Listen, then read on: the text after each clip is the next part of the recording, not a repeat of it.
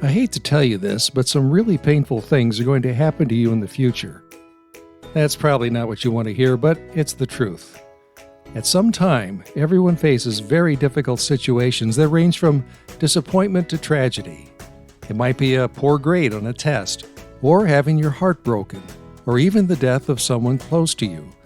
No one goes through life without suffering. It's also true that some people get through it and move on, and some don't. But the good news is that you can learn to be one of those who survive. We say that people who get through tragedy and move on are resilient. So the most important question to ask is, how do I become more resilient? If you think that sounds like a personal accountability question that you learned about in video number 4, you're right. There's a lot of ongoing research on this topic, but let's start with something you already know. In the face of suffering, it doesn't help to ask, why me? In her TEDx video, Dr. Tasha Eurich explains that asking, why did this bad thing happen to me, often has no answer, or worse, we invent an answer. She found from her research and her personal experience that it's much more profitable to ask a question that starts with what. For example, when she read the reviews of her book on Amazon, she was deeply hurt by the negative comments. She was asking herself, why are these people being so mean to me? There was no answer to that question. However, she was uplifted when she asked, what about all the people who said that her book helped them turn their life around?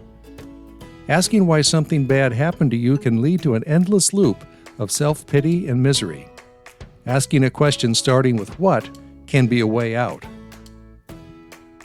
It would take a very long video to review all the research on resilience, but one of the foremost researchers on the subject is Dr. Lucy Hone, and she offers 3 skills that lead to resilience.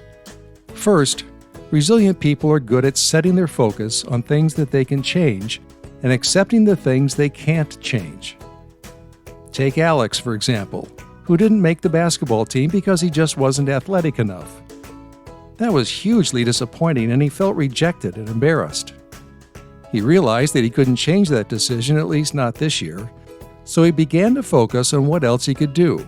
He asked himself, what other team can I join that would be fun? He looked into other teams and clubs and decided that the one that sounded the most fun to him was the robotics club. He joined and became an enthusiastic member. He didn't obsess about what he could not change, but shifted his focus to what he could change. Second, resilient people are good at benefit finding, that is, finding things to be grateful for. To build the habit of benefit finding, take time daily to think of 3 good things that happened to you that day. This is a habit to develop even if you're not suffering. Why? Because people who do this have higher levels of gratitude, higher levels of happiness, and less depression. They also avoid all or nothing thinking. You know, everything is terrible. Things are never going to get better.